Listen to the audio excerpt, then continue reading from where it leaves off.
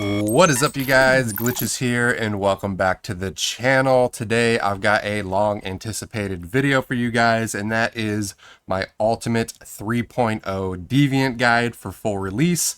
A lot of you guys appreciated the version 1.0 and 2.0 that I made during the betas. Obviously, a ton of things have changed when it comes to Deviants in the full release. A ton of new Deviants have been added. Some of the features of previous Deviants that got carried over have changed. So I wanted to go over everything you need to know about every single Deviant in the game thus far, as well as give you guys a really unique checklist that I've been working on over the last week. A really helpful tool for all of you guys to download for free. And that's probably what I'll be using as the guide to kind of go through this video and kind of keep it organized. It will most likely be another longer video because there is a ton of Deviants to go over. That being said, I will have timestamps down in the description going one by one, listing off all 48 Deviants that you can collect. So if there's a specific one that you're looking for, you don't have to watch the whole video. Just click on the timestamp that you're looking for, and that'll direct you right to the Deviants information in particular that you need. So without any further ado, let's jump into it. So I guess the first thing that we can start off with is the Ultimate Deviant checklist, the Glitchiz Deviant checklist that I've created. I've seen a few checklists online already, but none of them are as clean and as user-friendly as my version, in my opinion. I may be a little biased, but you guys be the judge. Hopefully you guys enjoy it, but it'll be right here. And again, links to this will be down in the description, so feel free to download it. Just save a different separate copy of it for yourself and use it however much you want. It's a free tool for you guys. But as you can see, we've got a checkbox feature on the side that is basically for checkboxing it. And once you collect it, you can check it off and you know you have it, as well as a picture of the Deviant, the name, where to get the Deviant if it's a repeatable location, also the secondary alternate location for that Deviant, and or if it's part of a side quest, which some of them are, as well as the effect of the Deviant and what it does, and the likes of the Deviant, what are required to basically keep its power ramp up and things like that to keep it happy. So we're going to go one by one through all of these, and I'm going to demonstrate and show off everything you need to know for them. So right out the gate, the first and foremost one that everyone should have right out of the game when you start the game is the butterfly. You get this basically right after you finish the tutorial in the game. However, if you want higher skill rating versions of the butterfly, it can be found in the Alpha Facility Monolith Basement. The Alpha Facility, if I jump back to the game, is going to be in the Chalk Peak territory. It's right here, Alpha Institute. So if you go into the basement of the main facility in the underground, right where the basically monolith boss would be located, if there was a boss there, and tucked in the back corner, Deviant Orb can spawn there. So feel free to check it out. Sometimes the butterfly's there, other times another Deviant's there, which I'll go over in a little bit. But that is where you find that one, if you want the higher skill tier one. But as for likes, basically... oh yeah, forgot the alternate quest location. So you can also find this in the AR research facility in the file room. As for its effect, it is a combat, basically Deviant, considered an attacker. If we go over, I think I actually have this one in a terminal, so we can go over and use it. I use this throughout most of the game. And what it does is it has two alternate fires. You can either designate a specific target, direction that you're facing, prioritize the target, and basically marks them. And basically what it does is the marked enemy gets basically all of its weak spots shown, and hitting the marked weak spot makes the enemy take plus 30% extra weak spot damage for 5 seconds. So really, really good, especially for bigger bosses and things like that. Tankier enemies, you attach the butterfly to them, and you can just burn those bosses down really, really quick. I, for certain builds, like to go with things like the wolf, so it depends on your build. I'll go over which ones in particular are a little bit better. But the things that it likes are green light and flowers, so that is why I have the green light on the ceiling and some flower beds next to it. One tip that I will say in advance, so I don't have to keep repeating myself, is once you start collecting a bunch of Deviants, take the time to figure out what their general likes are, and if you have certain groups of Deviants that like similar things, try to group them up together. That way you don't have to have multiple planter boxes or multiple music radios like placed all over the place. Harveseed, the butterfly, the Beaver, a couple other ones. They all like plants and crops and things like that. So I tried to keep them all together, and I recommend you do the same. Just confine the space a little bit and make it a little bit more easy to manage them. But that is the butterfly. Moving on, we have the Festering Slime. You get this from the first boss, the Ravager. I forget which silo it is, the name of it, but that's the only place that you can find it. It is a combat deviant, technically, and what that does is it throws down basically mobile cover for you that also heals you over time. So this is really good. A lot of players use this deviant for PvP. It's also good for the raid and other like long boss fights like Men's Devoren, things like that. Where you may need some extra healing over time. So really good option there. And the Festering Slime likes red light and 2 watts of power. So that is how you keep it happy. And obviously, the higher the happiness of the deviant, the faster its basically deviant power is going to regenerate, which is what they are required to activate their passive abilities, especially if they're a territory deviant. Another thing that I'll mention right here out of the gate, before I go on to a different one, is you can refill the deviant power based on the mood. So the higher the stat points of the deviant and the better quality of the perks that it likes being active, the faster this mood is going to increase. And as long as this is increased, you can click refill and confirm, and it will instantly drain some of the mood meter to increase the deviant power to then proc the passive ability that some of these deviants have a little bit quicker.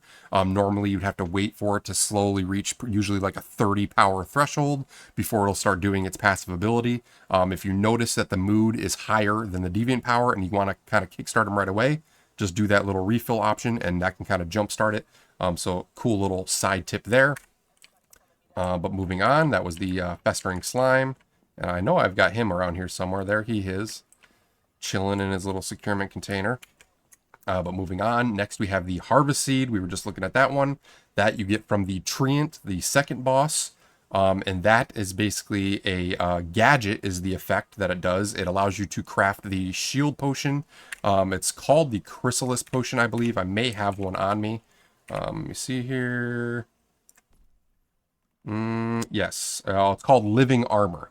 And basically what this does is activates when your HP drops below 20% and recovers 100% of your HP within 5 seconds before losing Chloral Armor.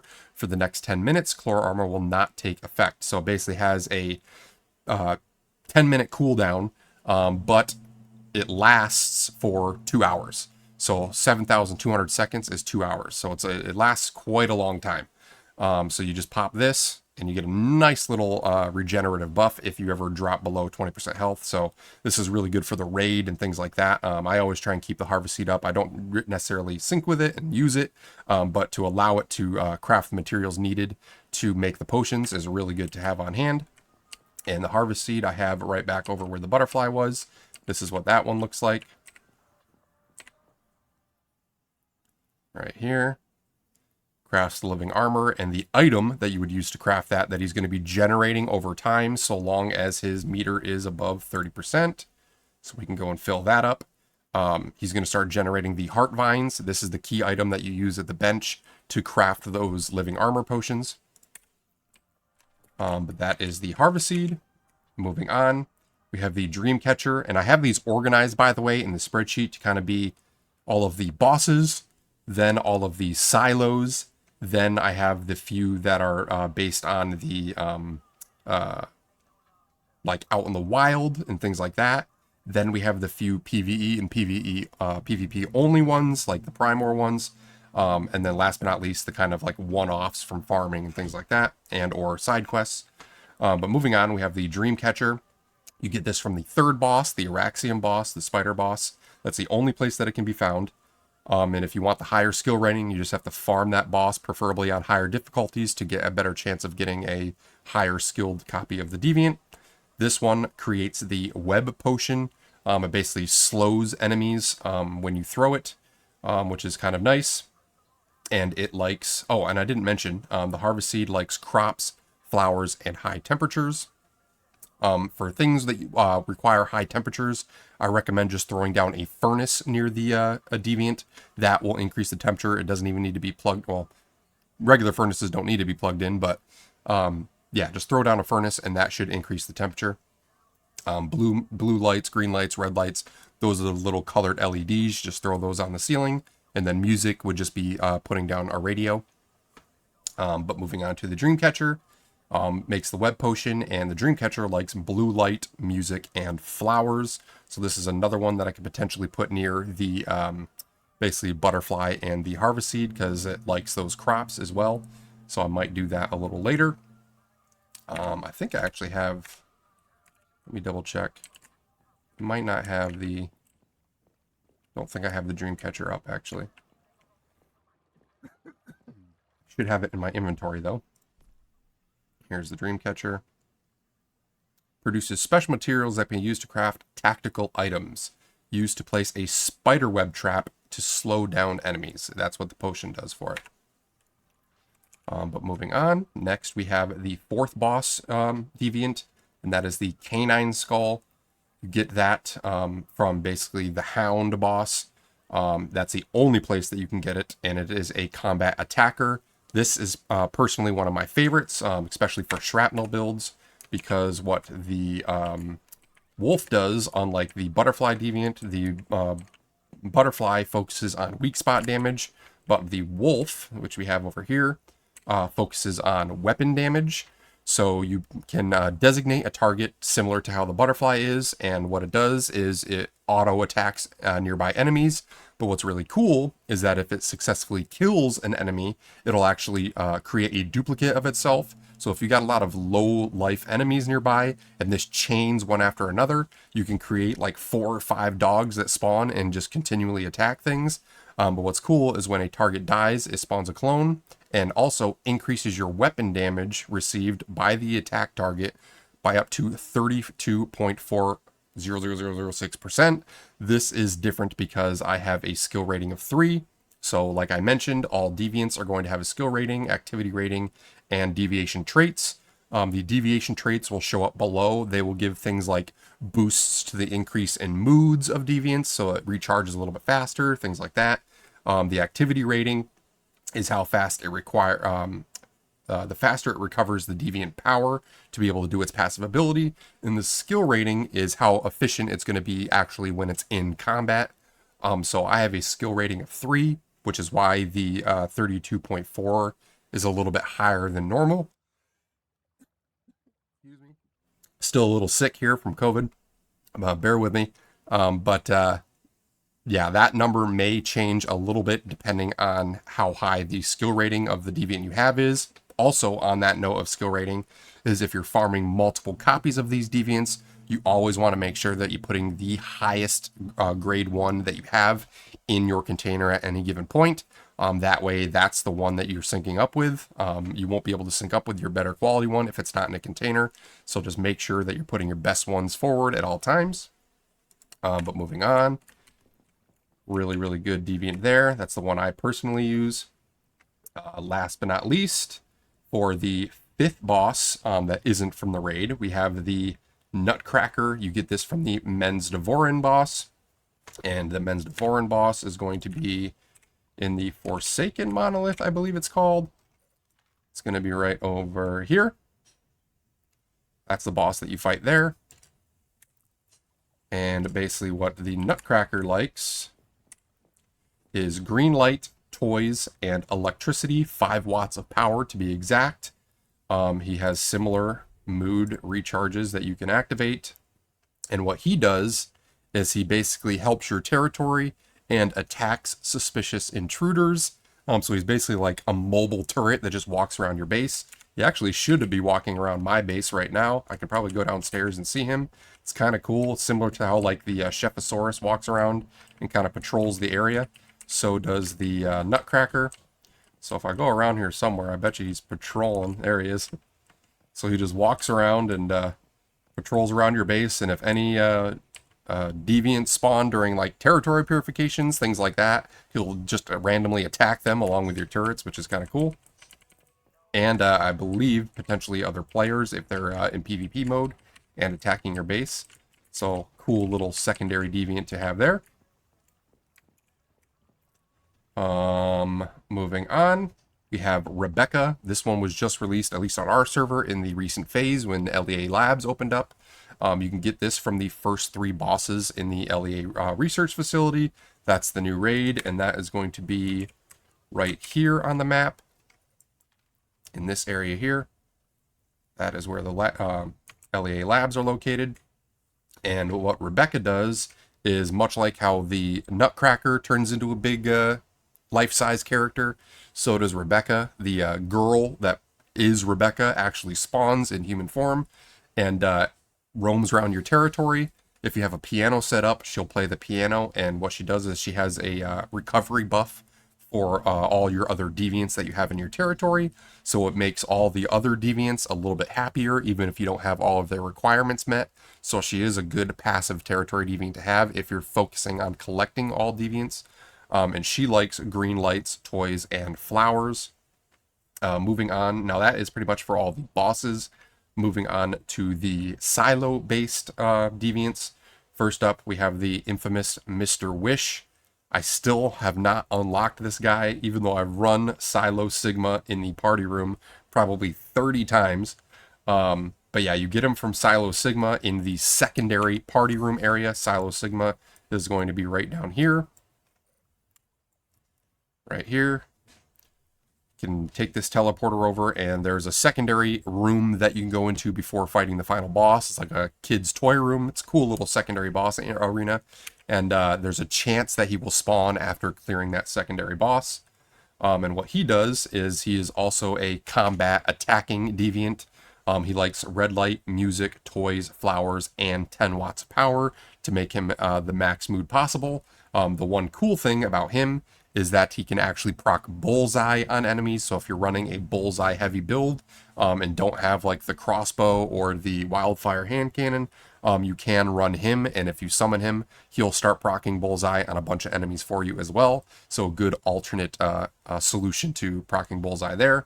A lot of people like him. Plus his just general like range damage is pretty good. So I like to take him sometimes. But moving on, Chefosaurus.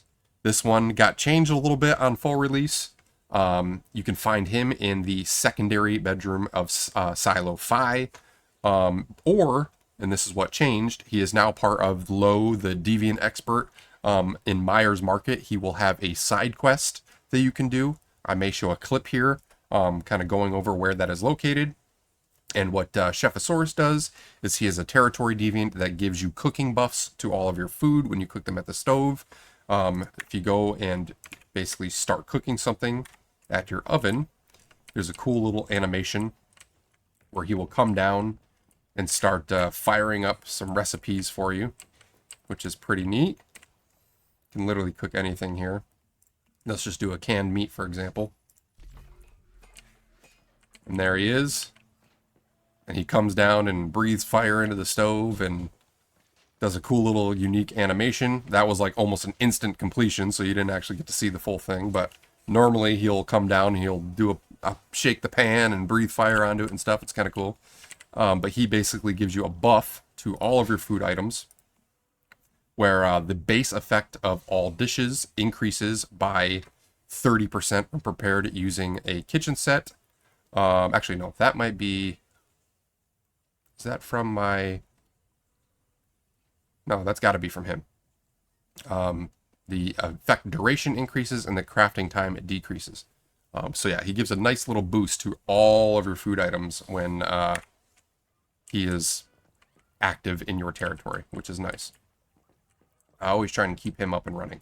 But a lot of people were upset, especially on PvE servers, because he wasn't available.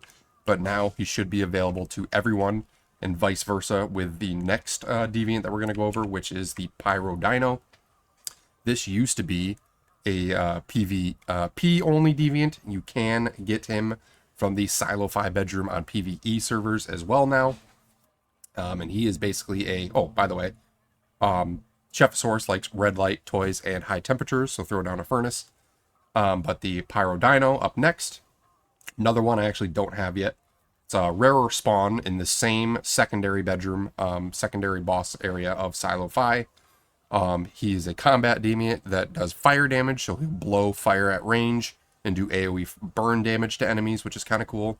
If you're running a burn build, he'll synergize with that pretty well. He likes green light, toys, and high temperatures, so again, throw down a furnace. But you get both of these deviants from the same potential silo, only now the Chefosaurus can also be found from a side quest, which is nice, so everyone can get him a little bit more easily. Moving on to the Atomic Lighter. This can only be found, actually, that's a lie. That is now on PvE servers as well. And this is found from Silo EX1, the Siren boss, which is the final boss. Just by killing the boss, has a chance to drop the Atomic Lighter next to where you would pick up the final reward after finishing the dungeon, or finishing the silo. And what he does is he allows you to craft a special gadget called the Atomic Lighter, I believe, which is basically a throwable item like a grenade.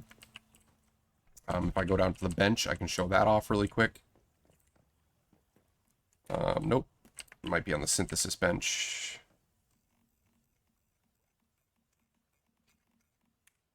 It might not be there because I may have taken him out. Oh, Fusion Lighter. Here we go.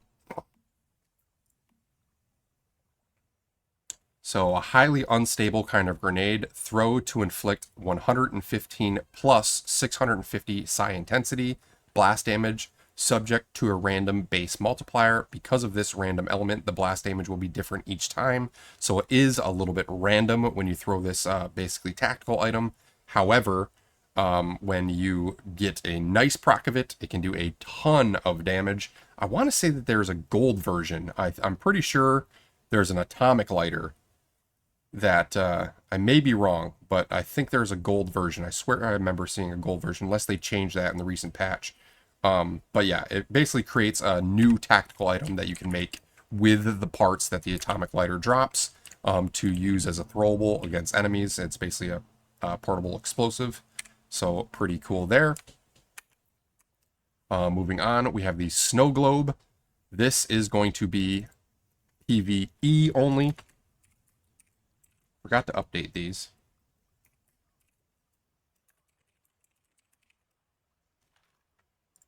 And the upper world spawn is the same location, but PvP servers. Make that a little longer. So these can be found after killing the fridge boss in Silo Psi, which is located right here.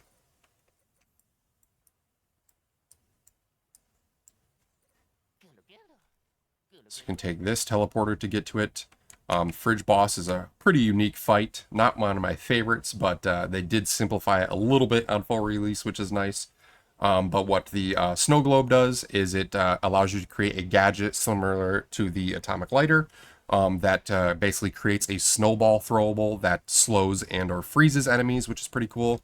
It likes blue light and low temperatures. Also, I forgot to mention, the Atomic Lighter likes red light, music, and 3 watts of power. The upper world spawn is the exact same spawn as the Snowglobe. It spawns from the final boss for the fridge boss, only this is the one that's found on PvP servers only. And what he does is he creates, he is a combat deviant that allows you to basically levitate and gives you increase to movement speed. And he likes red light, toys, low temperatures, and 10 watts of power. I don't have this one, obviously, because I'm on a PvE server. The Snowglobe, I don't have it active at the moment, but I can show it in my, basically, list here. Produces special materials that can be used to craft tactical items. When thrown, target will become frozen. So, like I was saying. Next, we have the Enchanting Void. This is the Black Cat. You can find this in the Silo Theta Stature Room, which is the secondary boss in the Silo Theta, which can be found right here on the map, right next to our base, actually. Farm this one a lot for energy and things like that. And what the Enchanting Void likes is red light, flowers, a fridge, so cold temperatures, and 5 watts of power. And basically what the cat does is it is a combat deviant. It does a little bit of damage because it goes into like a glowing cat form when you summon it. But the main thing is it gives you increase to melee damage and increase to movement speed when you summon it, which is really nice. So a lot of people that make tanky melee builds tend to use this deviant. One that has eluded me for a while now that I'm still trying to get, that can also be found on both PvE and PvP servers. A lot of people only thought that Dr. Teddy could be found only on PvP servers. That's not true. It actually is available on PvE servers. It's just super rare. It's in the same statue room as the Enchanting Void in the basically Silo Theta. However, you only get Dr. Teddy from the treasure that you claim at the very end, whereas the Enchanting Void will usually spawn as an orb in the room itself that you can grab. Dr. Teddy will just be a potential reward.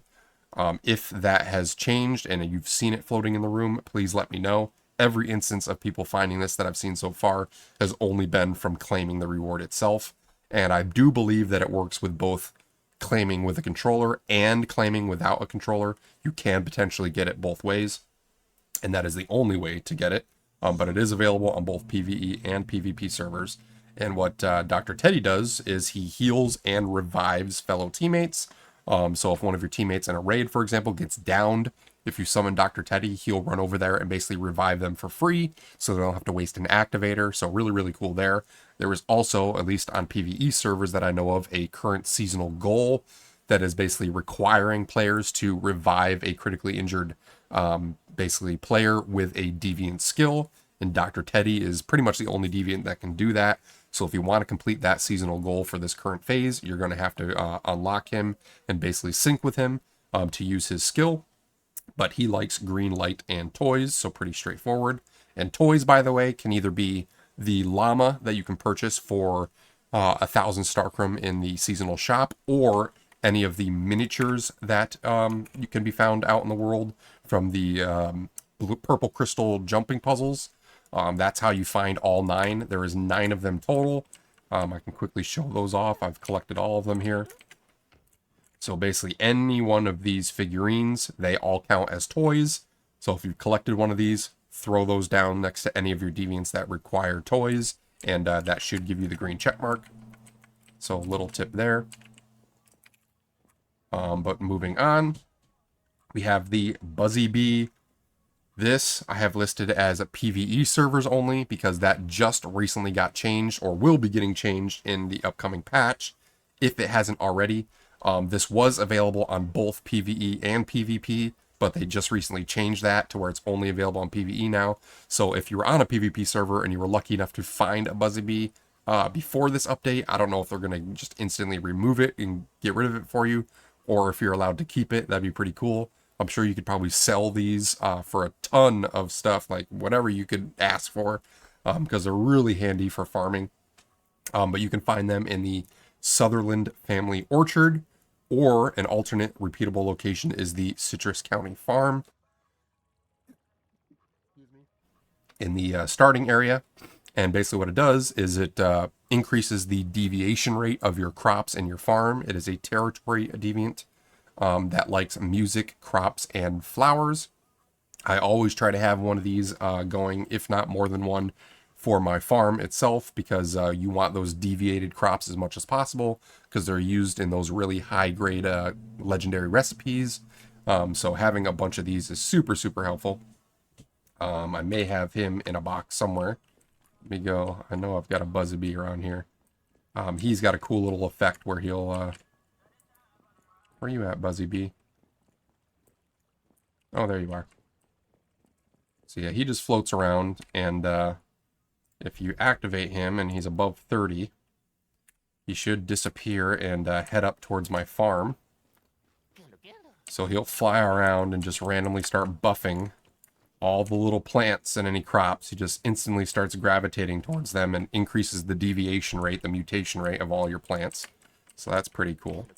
So yeah, if you're on a PvE server, I recommend trying to find multiple of them, because they're really, really handy. But moving on, we have the Pup Buddy, another really elusive deviant, hard to find right now because everyone's trying to get it and has limited spawns. So you get this from floating zombies in the Evergreen Town or by the Blackfell oil fields. I can show you the specific areas that I know that it spawns at here. So in the Blackfell oil fields right here, just on the outside edge of the basically southeastern corner, there's like a boulder by the road. A floating zombie spawns there sometimes. And then all throughout the back area, or that's not Evergreen right here, behind all of these houses, I've even seen one spawn up on top of this cliff. That is potentially where some floating zombies could spawn within the Evergreen Town. So those two locations are the main locations that I know of that people go to farm this. You'll just see a zombie inverted floating in the air, tethered to a little Pup Buddy balloon. And if you shoot the zombie, the balloon will pop and you can loot the body. When you loot the body, there is a chance that the Pup Buddy deviant will spawn and you'll be able to loot it. It's not a 100% guarantee though, so you may have to farm those floating zombies multiple times in order to get that. So just keep that in mind. I know people that have shot down 20, 30 of those zombies and haven't gotten one yet, myself included. So it can be a little tricky, but what you get when you finally do get one is a pretty cool potion recipe. It basically gives a max load increase. It's called the Featherweight Potion. This was in the beta as well, and it increases the max amount of things that you can hold in your inventory before it considers you to be overweight and over encumbered. I should have one of these in my inventory that I can show off here. Yep, right here. So allows you to carry heavier loads. It's almost as though your belongings have been infused with pure helium. This also lasts 2 hours and increases your max load by plus 50. So that is a big bonus to your percentage weight that you're going to be able to carry, especially if you're doing like farming runs for materials and ores and things like that. They can weigh you down pretty quickly. So you throw on one of those potions and you can carry a ton more stuff. So really good to always have a few of those around. But that is how you get it. And it likes green light, music, and toys. Moving on, we have the Digby Boy, another territory deviant. You get him from mining. The repeatable way you get him is from mining silver and tin ore veins. But there is now a new side quest through the low side quest chain in Deadsville that you can pick up, which will pretty much guarantee you a Digby Boy at the end of it if you complete it. And what he does, again, he's territory, and what he does is he mines for different minerals in your area that you build your base. So depending on the zone that you're in, he will gather the corresponding ore that would be in that area. So I'm in the basically red sands like oil fields area. So my Digby Boy finds tungsten, he finds silver sometimes for me, tin, aluminum, sulfur, things like that. He'll come back with a bunch of different types because there's pretty much everything available in this zone. So really, really good. And if you want to get a nice little passive farm going early on in the game, you could farm up a bunch of these guys because you can have 8 territory deviants going max at any given time. So have like 4 or 5 of these guys going, and you could just have passive ores just being delivered to you for free on the fly. So really good deviant to have at least 1 or 2 of them going in your base if possible. And he likes music, toys, high temperatures, so place down a furnace, and or 5 watts of power. Moving on, we have H37. He can be found repeatably from the theater room in Silo Alpha, which is the same little area where the butterfly deviant is in that Chalk Peak Alpha territory. It's just north of it, not the monolith, but the silo, which is just north of it. But you can also get it guaranteed from a gray water side quest now. Actually, I believe you could get it from a side quest in the beta too. Just now they added an extra repeatable way to get it. He is another territory deviant, and basically he is a chest looter. So if you have him active in a containment facility container, he will just passively loot chests nearby your base and have a bunch of junk parts, which you can then take and then disassemble for random useful things to craft with. So good to have one of those in around. I always try and keep one H37 secured. He likes music, toys, and 10 watts of power. Moving on, we have the disco ball. This has changed over time throughout the betas, but now the way you find it, and the only way that I know that you can find it, is from the How's Moving House event, the Walking House chest. So that is a side quest that you can do as part of the second or third phase, I believe. And if you complete that Walking House, Teleporting House event, you have a chance of getting the Disco Ball Deviant as a reward at the end of it. And what he does is he allows you to craft a special potion that increases the duration of all buffs of all other whims that you have equipped. So if you have like basically featherweight or a nice food buff or something like that, by popping one of these whimsical potions, it basically increases the duration of all other buffs that you have, which is pretty cool. And similar to a Disco Ball, his likes are all 3 light colors. I actually have him up and running in my base right now. And looks pretty cool because he's the only deviant that has all 3 lights going at once. And in order to craft that potion, it's called the Utter Delight Potion. Increases and extends whims by 35%. You're going to need the Inspiration Fragment as the basically craftable item. You would just claim these as he generates them over time, so long as his mood is filled up. So we can go ahead and do that now. And the higher the skill rating, the faster he will generate this passive deviant item that is required to make those potions. So really cool deviant to have there. Moving on to the Gingerbread House. This has changed. You get these from Morphic chests now, at least on PvE servers. So you can get these all the time, especially if you're hunting those Morphic chests. There's dozens of them, and you get one almost every single time.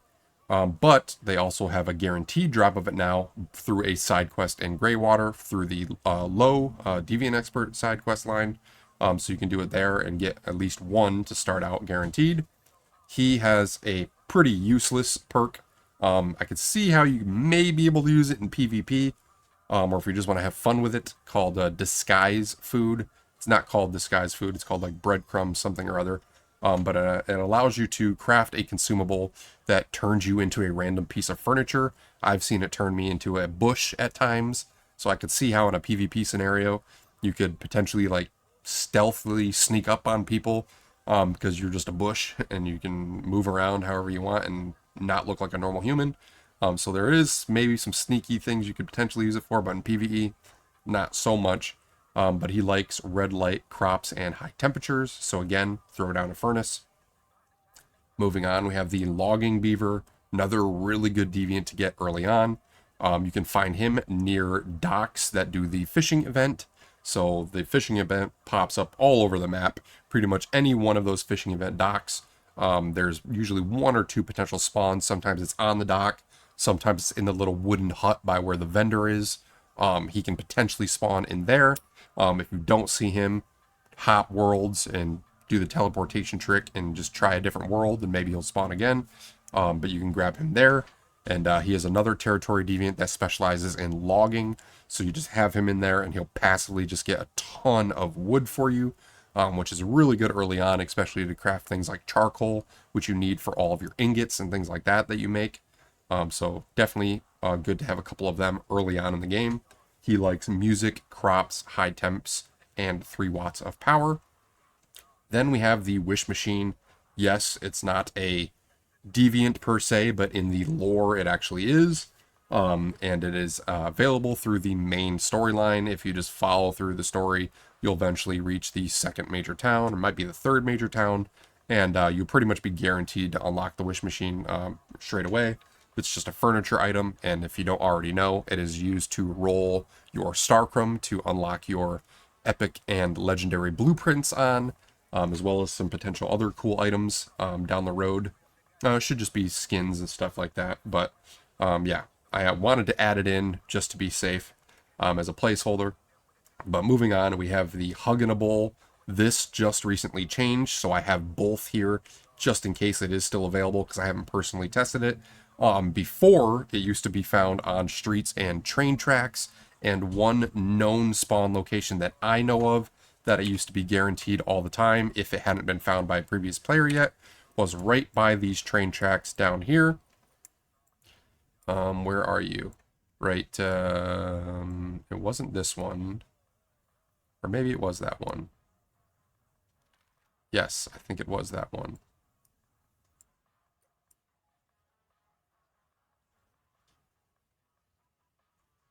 It was either right under this bridge. I'm pretty sure it was this bridge right here. So right under here. If I do my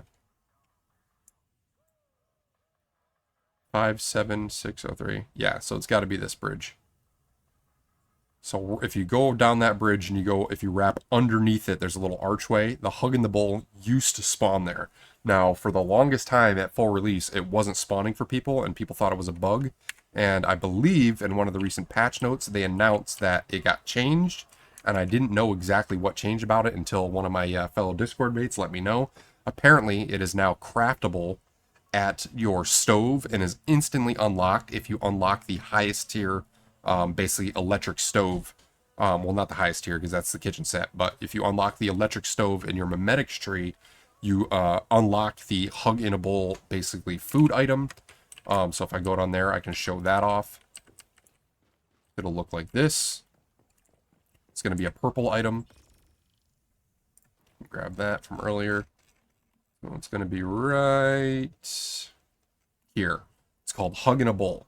So it requires a bunch of stuff. You need pork, wheat, cabbage, salt, and some peppercorn. You have either deviated or regular peppercorn. But the food item itself will just instantly fill up 100% hydration and 100% energy. So on its own, it's actually a decent food item, but you can actually get a % chance to get the Hug in a Bowl deviant upon crafting one of these Hug in a Bowl food items. So you just craft a bunch of these over and over once you unlock the electric stove, and there's a chance over time, after so many of them, that once you collect the recipe after it finishes, the Hug in a Bowl deviant will spawn. And then once you get the Hug in a Bowl deviant, what he does is he allows you to craft not an energy and hydration food item buff, but a sanity buff. And similar to how the Hug in a Bowl does plus 100 hydration, plus 100 energy, the Hug in a Bowl deviant food item that it makes is plus 100 sanity. So if you were even like maxed out on your sanity meter, taking just one of those food items will fully restore it. So it's pretty much the best sanity food in the game, aside from the basically sanity gummies that you can make. And they're super cheap to make as well once you start unlocking the secondary items that the Hug in a Bowl generates. So pretty cool there, and just wanted to make sure I showed how to get it now. As for its likes, it likes crops and flowers. Moving on. Oh, we have so many more to go through. I'm trying to go fast. This is going to be like an hour-long video. We have the Space Turner. This can be found near door puzzles. It's known spawn location I have here on the map, so just feel free to set your crosshairs. But with full release, they added a guaranteed drop for it at the Dayton Hospital. There's a side quest where you have to collect some meds. If you complete that side quest properly, the Space Turner will automatically drop as a reward at the end of it. So much easier to get it that way if you're looking for it. This is actually a really cool deviant. It allows you to craft a gadget item that is used for teleporting teammates. So if you're halfway across the map from each other and you're like, hey, you want to do the raid with us? You can just craft a bunch of these deviant, basically teleportation devices. I don't have any on me right now. But as long as you're in a party together, you can activate that and choose the party member that you want to summon, and it will basically teleport them, not just to a teleporter, but directly to your personal location to just get a teammate to you quickly. So really, really handy in a pinch when you want to get a bunch of people together. I always like to have a couple of them on me at any given time, and it likes blue light and toys. Moving on, we have the Electric Eel. Very, very important deviant. You get this from fishing, preferably during the fishing events. I feel like there's a little higher chance. May show a clip here. I ended up getting back-to-back of them, so the drop chance of these guys spawning has definitely increased on full release, which is nice. And they're also a territory deviant that specializes in electricity boosting. So if these are active, they will actually increase the amount of wattage that your generators put out.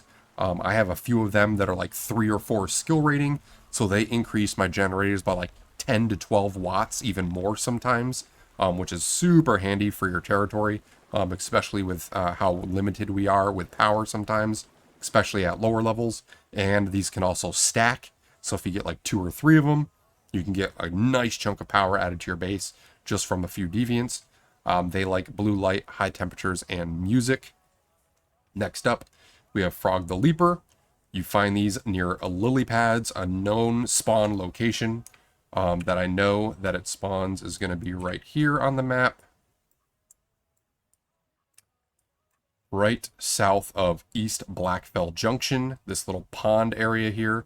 There's going to be a couple little lily pads right along the river, and there's a high chance that he can spawn there. You just grab him out of the air, basically. He also has a chance of dropping around stacks of cars. There's a few of them scattered throughout the map, and I've seen them there. He basically allows you to create a special recipe for a jump potion. I think I have one of those on me as well that I can show off here. It's called the Spring Legs Potion. Jump height plus 3.5 meters at the cost of 15 stamina. So it basically just makes you jump a lot higher, which is really cool. That also lasts 2 hours. So really good potion to have there. But it also has a secondary function. It allows you to craft a special bait that is super easy to make and cheap to make once you start collecting its basically passive little deviant item. And you basically never have to buy bait again once you get that Frog the Leaper bait. It likes toys and 2 watts of power. Moving on, we have the Polar Jelly. This you get from the Cargo Shuffle event, the PvP-centric event where the cargo truck explodes and the jellyfish plops on everyone's heads and you got to just shoot each other down for a good 10 minutes. There's a chance where every time you get a kill or even just randomly participating and doing damage, this Polar Jelly can spawn. I've gotten like 2 or 3 of them in a single event before. So you get quite a few of them if you do it. This is a really popular deviant for Frost Vortex builds. It's one of the highest damaging frost damage deviants in the game. So it's definitely a combat deviant. It likes blue light, cold temperatures, so use a fridge, and 3 watts of power. By the way, when I say fridge, I mean literally just putting a fridge next to your deviant. It doesn't even have to be hooked up to power. I don't have this fridge hooked up to power. You literally just have to have it sitting on the ground and non-functional, and it will count as being low temperature. So just put a fridge, build one next to the container, and that will consider it low temperature without any electricity hooked up to it whatsoever. So little tip there. But next, those are pretty much all of the secondary deviants and the silo deviants. Now we have the Primor PvE exclusive deviants. We have the By the Wind. This is PvE servers only from the Primor bosses. This has the potential to drop from any of the 3 reward chests that you can get, the tier 1, tier 2, or tier 3 chests for the Primors. So definitely a more sort of end game content. It is a combat deviant that allows you to basically levitate upon activating it and gives you a movement speed buff. It likes blue light, red light, flowers, and 5 watts of power. I should have it right here. So it looks pretty cool, actually. Takes effect after a player takes the throw, creating a floating area on the ground. So you can either create a gravity lift where you can basically jump on it and fly through the air, or just do an automatic combo assist, generates a floating zone beneath the player, allowing them to freely float in the air at a fixed height. Player's movement speed is also increased by 20%, jump speed +2, and becomes immune to fall damage and stagger. So really good against bosses like Men's Devorin, where he does the big hand swipe attack. I see a lot of players using the By the Wind deviant for that. You don't have to worry about running to the opposite side of the room or throwing down your Festering Slime. You can literally just jump right over his arm and you don't have to worry about it to kind of skip that entire mechanic. So it has its few one-off basically abilities that are nice. Again, blue light, red light, flowers, and electricity. 5 watts to be exact is what it likes. But moving on, next we have the Atomic Snail. This is another Primor boss, and from what I'm told, you can only get these randomly by chance from the 3rd tier 3 chest reward from Primors, so a little bit harder to get. I haven't been lucky enough to get this yet, even though I've gotten a ton of these 3rd chests It's just a really rare spawn. This gives you another recipe basically to create a air dash potion. Can't remember the exact name of it, just because I haven't seen it in game yet, but it basically allows you to instantly teleport front, back, left, right in any direction mid combat, which is pretty cool. You can see how that could be really handy in PvP scenarios. I have it listed as PvE only. Some players recently have told me that it is potentially found on PvP servers. I'm not 100% sure how though. So if you guys know down in the comments, be sure to let me know and I can update this list so it's more accurate. Excuse me. And he likes crops, flowers, and 5 watts of power. Moving on to a PvP only deviant, we have the Masonic Pyramid. This one's always been a PvP only deviant, and you get this from completing the big guild versus guild PvP territory wars. It's a potential reward for completing those. That gives you a recipe for a special potion that grants invisibility and basically vicinity warnings. It highlights enemies, I believe, which is pretty cool. Really good for PvP, which makes sense why it's only for PvP servers. That likes blue light, music, high temperatures, and 10 watts of power. Moving on to the Grumpy Bulb. This is a little onion guy. You get him from harvesting onions in your farm, preferably deviated or mutated onions. So you just want to plant a ton of onions in your garden, preferably use those Buzzy Bees to increase the deviation rate. And hopefully, if you get lucky, over time, some of those onions will become mutated and the Grumpy Onion deviant will spawn in its place. So instead of getting an onion from the reward, you'll get the deviant instead. And what he does is he's a combat deviant. You throw him at the ground and he confuses enemies and does additional status damage, which is pretty cool. He likes crops, flowers, and high temperatures. So again, throw down a furnace. Moving on, we have the Fetch-a-Lot Bunny. You get these by chopping down those massive world trees. And from what I'm told, it only works if you use axes. They did change it in the full release, I think, to where you can chop them down with the chainsaws now. In the beta, you couldn't even use the chainsaws against those trees. But you can use the chainsaws in full release. However, I don't think you can get the Fetch-a-Lot Bunny if you use that. So make sure you use one of the top 3 tiers of axes to unlock him. He is a territory deviant who harvests nearby shrubs, gets you things like berries and fruits and seeds even. So he's good for farming as well. Can potentially find some rare seeds sometimes. He likes crops, toys, and flowers to make him happy. Next, we have the Mini Feaster. This was a crossover event. The Paper Figure and Mini Feaster were crossover events that they did with other games.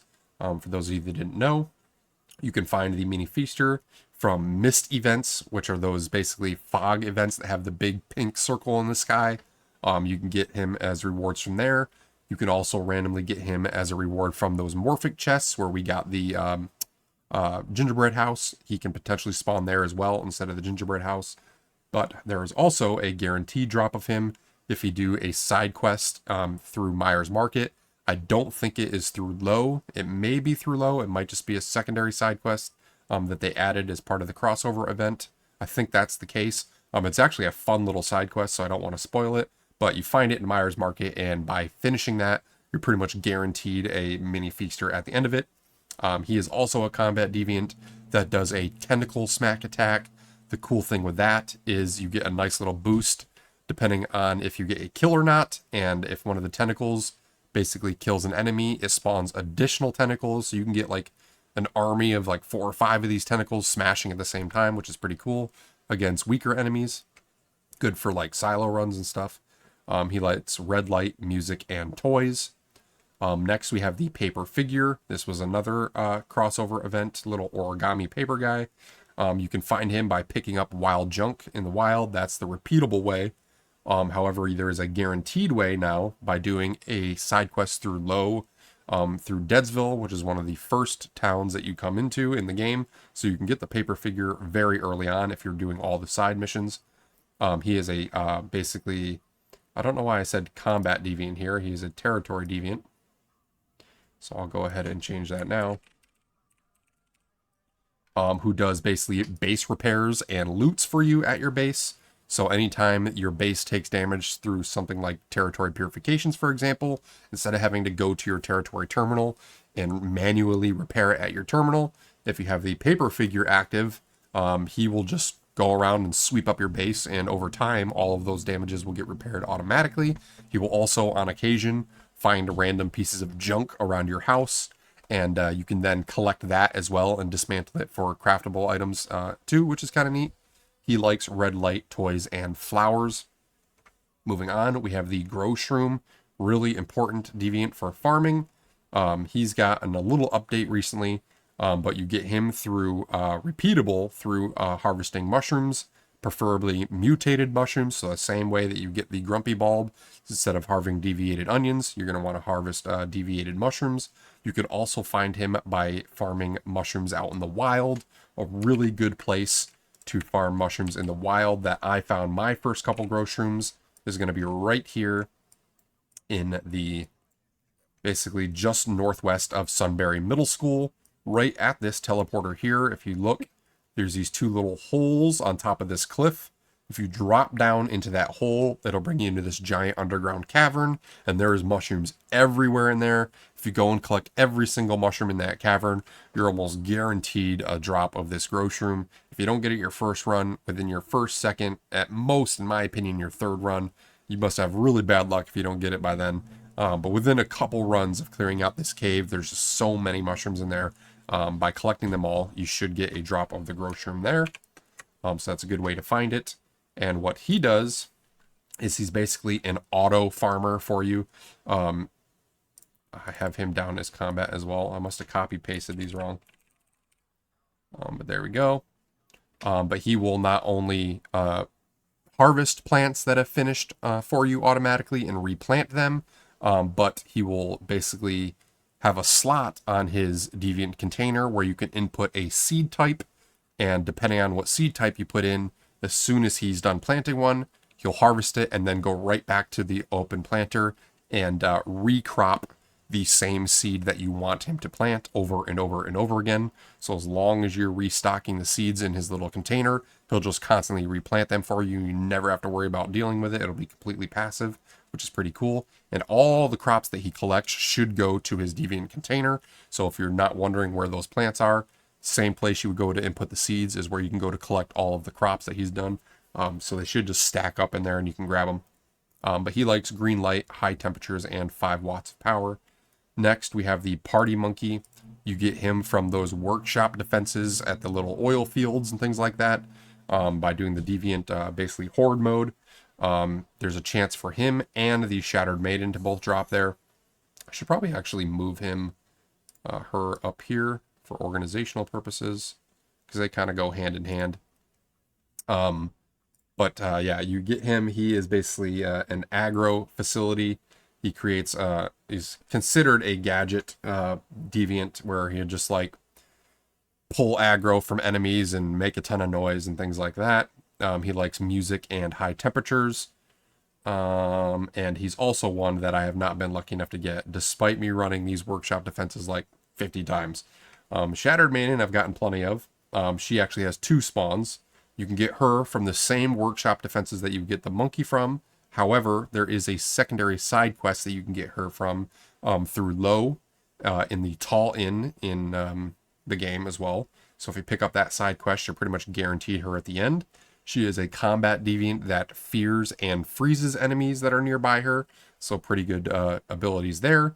She likes blue light, red light, and flowers. Next up, we have the Flame Essence, one of my favorite deviants.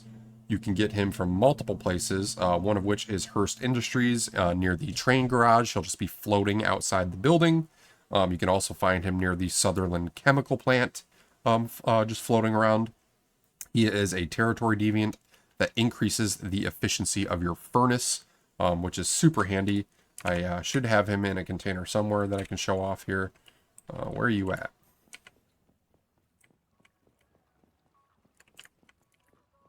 There you go. So increases the production efficiency of the furnace and electric furnace. So I believe just like the crafting time gets decreased and the yield increases, which is pretty nice. So if you're the basically guy that crafts all the ingots for your teams and things like that, and or you're just not lucky enough to get one of the furnace upgrade specialization perks, you can use this as a decent alternative. Have one of him going and it'll just boost one of your furnaces. He likes red light toys and 10 watts of power. You can go ahead and refill this. And the efficiency rating of how much of a boost he gives to your furnaces is also dependent on how high his skill is. So if you have one that has a higher skill rating, again, the higher the skill rating you have, that's the copy of the deviant that you always want to try and put in your container. Always put the highest level one as possible.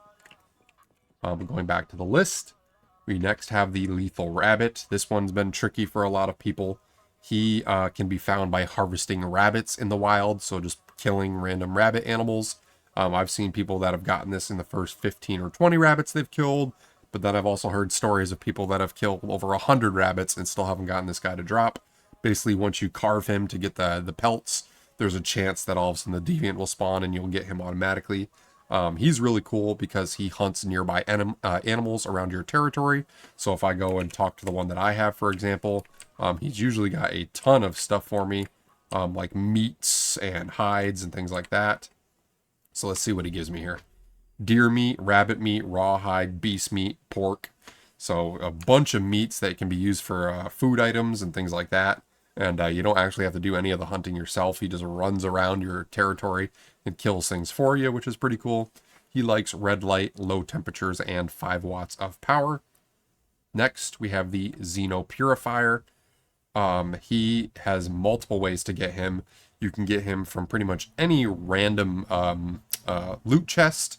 It's super random. It's total RNG to see him from a chest. However, there is a guaranteed way that you can get at least one copy of him, and that is by completing the seasonal challenge. I believe it's phase 1, actually, where you have to get 200 melee kills. If you do that, you can get the reward. It'll give you some Mitsuko marks and a copy of the Zeno-Purifier for free. He is a combat deviant that does a cool blink strike melee attack. Not my particular favorite. Some people like to use him. I think there's stronger ones than him, but he is kind of flashy and looks pretty cool. He likes red light and music, so pretty easy to make him happy. Moving on, another territory deviant. We have the Rain Man. You get him by defeating those umbrella elite enemies, the ones that have the umbrella for a head. You take those down, and there's a chance that when looting the body, the Rain Man might spawn. He is pretty cool, at least early game in my opinion, for people that want to get their hands on farming but don't have access to water pumps and sprinklers yet in the medic tree, because what he does is he will basically create a rain cloud and increase the irrigation rating of all of the nearby crops and basically pour rain on them, watering them for you. So if you don't have sprinklers yet, you can summon him and he'll do that for you, which is kind of nice. He likes blue light and low temperatures. Next up, one of my favorite ones is the Strange Door. This has multiple locations. You can get him from door puzzles, which are hidden throughout the map. Same door puzzles that the Space Turner could potentially spawn at. You can get it in either or. They can both potentially spawn there. However, there is an alternate location where you can find this as well, and that is if you kill Klein in the Maze event before heading towards the Hound boss in the Chalk Peak territory. If you go and do that little side mission, well, it's actually part of the main storyline, actually, I think, where you got to find the copies of Klein in the like maze hallway room. If you kill him at the very end, there's a chance that the Strange Door will spawn, and you can get it that way. And what that does, the Strange Door deviant does, is it allows you to create a new furniture item for your territory that creates basically a portal door to instantly transfer to multiple different locations in your base instantly. It likes blue light, red light, and flowers. So I can kind of show you how that is demonstrated, because I definitely have them set up in my base. So right here, this is what it would look like. Once you unlock it, the deviant will start generating a specific item that is used to basically craft deviant items. It's going to be this item right here, the Shattered Strange Door. You use that to craft the special furniture item, which can be located under your build mender under facilities and then function facility. You can either do a horizontal one that is flat on the floor, or a vertical one, which is what I use, that you put up on a wall. And basically, as soon as you put two of them up in your territory, once it recognizes that two of them are crafted, they will instantly sync up with one another and basically just be a one-to-one transfer. So you just run into it, and it will just instantly teleport you to another location in your base. So super handy. I love this, especially because my base is like very vertical, and I don't always like having to run down 5 flights of stairs to get to the bottom. Just run through the little portal, and boom, you're right to the bottom. Really useful for like territory purifications if you want to get back to the battle really quick. So super handy. I'm really glad they added that deviant. It was a really cool feature that they added. Plus, it just looks cool. So a really nice deviant to have there. Down to the last few here, we have the Mini Wonder. This is crafted repeatably if you craft multiple vortex generators from the basically crafting bench. There's a chance that the Mini Wonder will spawn. However, there is a guaranteed drop of this through a Blackfell side quest from Low. So if you accept that and complete it, you're guaranteed at least one of these. And it's also a combat deviant, and what it does is it is basically a bullet attractor. So if you summon it, basically it's really only good against Rosetta units and things like that that shoot actual ammunition. It'll basically attract all that ammunition and absorb it, so it doesn't hit you. It gets sucked into the deviant instead. So kind of a cool little secondary ability there. It likes blue light and red light. Next up, one of everyone's favorites here, we have the Extradimensional Cat. You can find this all over the place. The main first place you're going to find it is inside Myers Market, one of the first towns you go to, inside of the barn on the top floor. I've seen it spawn outside of the barn, but realistically, you can find it in pretty much every major town center. I know in Tallgrass Inn, in Blackfell, pretty much every major town, there's some spot in the center town area where this little cat is going to be floating around somewhere.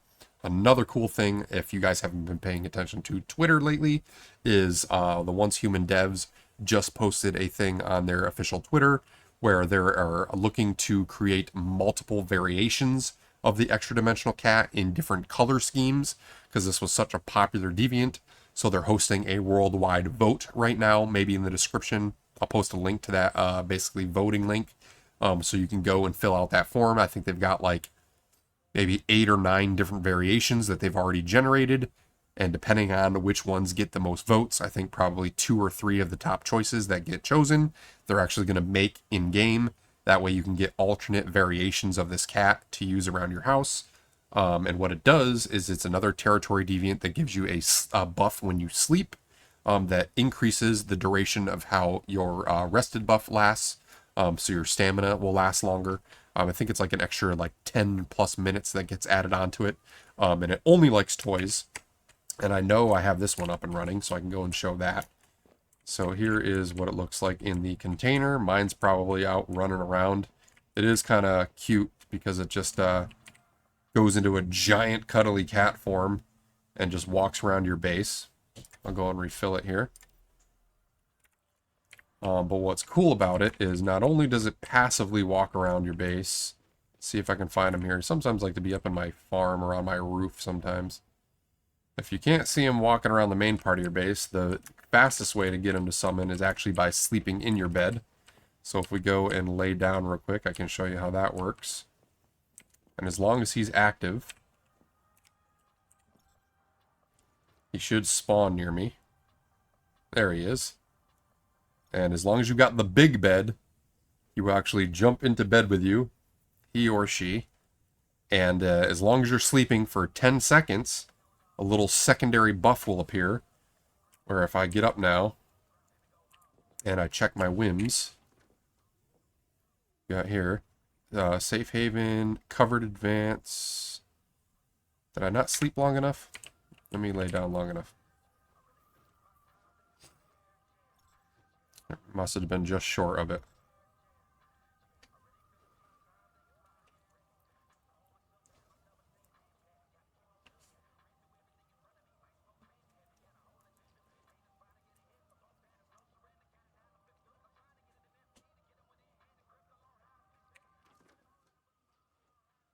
Cat snooze. Recover HP. Resting is important for muscle recovery and growth.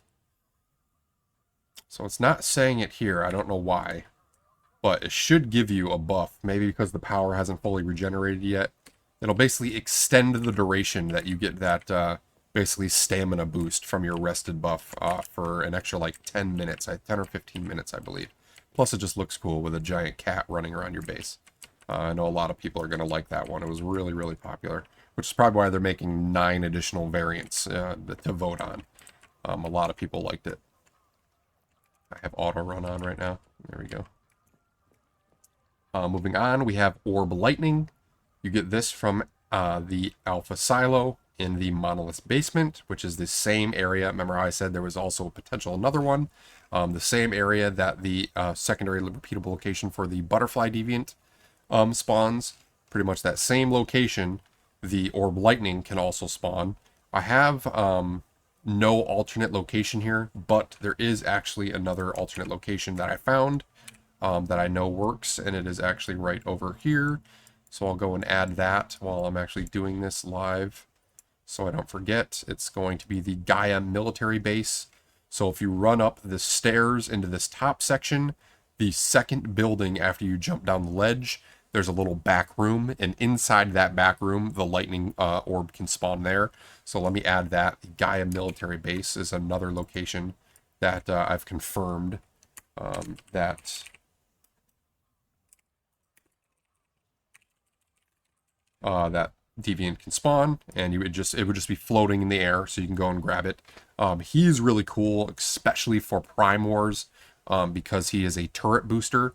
So he allows you to craft basically this special gadget that you can throw out onto the ground, and all nearby turrets basically get boosted damage as long as this orb, basically tactical item, is in play. So really, really handy for Prime War if you're a turret user like myself. The only thing is that it likes 10 watts of power. So if you want to be able to start generating those basically points that are required to make that tactical item, you're going to have to take a nice little chunk of power out of your base to power this guy. It's the only like that he has, unfortunately. But moving on, we have the Artist's Touch. This one was a little bugged. They recently patched this. You can get this from Hearst Industries from multiple locations. Originally, people only thought you could get it from killing the Jethead elite enemy. However, the 3 TV head elite enemy, the one that like hovers in the air and has multiple televisions for a head, that enemy can also drop the Artist's Touch as well. I've gotten it from both. And basically what he does is he creates a tactical item gadget that can repair the durability of your armor. There was kind of a bug that they patched where some of the world drop weapons and gear, which you should not be able to increase the durability of, the Artist's Touch was being able to increase the durability of those world drops indefinitely. So it was kind of bugging out for players, and not intentionally supposed to be that way. So they patched that out, unfortunately. So it only works for stuff that is craftable, but you can use the tactical item on the fly and repair it and whatnot, even if you don't have a crafting bench near you, which is nice. It likes high temperatures, so again, place down a furnace, as well as 10 watts of power. And then last but not least, we have the Voodoo Doll. This can be found in multiple locations. The guaranteed location is the clown room during the, I want to say it's the Carnival of Carnage or something like that. Side quest through low. You can get a guaranteed drop from there. However, in the Sunbury Middle School, on top of the school roof, there is a chance for the Voodoo Doll to spawn there as well. I've seen it there almost every single time I've gone there. So it is a pretty frequent spawn. This is basically a combat deviant that is a damage sponge. So he will basically absorb a big chunk of damage that comes to you instead of you taking the damage directly. I don't think he does any damage to enemies. He just absorbs damage. And he likes blue light, red light, music, and toys. So yeah, 48 deviants total. Long video. I told you guys, I apologize. It's almost over an hour at this point. But again, there will be timestamps down below. Go through the ones that you need, and hopefully I went over it step by step here. But Again, I'll also have this checklist in there for you guys to download as well for free. Check the description, and I'll have that link there for you guys as well. But if you found this informative, if you enjoyed it, be sure to smash that like button, comment down below. I appreciate all of your guys' feedback. Also, if you want to keep up to date with all my future content, consider subscribing and turn on that notification bell. Lastly, if you want to join a community of like-minded gamers, feel free to check the links down in the description and join us on the Discord. We've got almost 1,000 members in there, many of which are playing Once Human. So hopefully you join us here, and we see you guys around here soon. But until the next one, hope everyone has a great day, and we'll see you all later.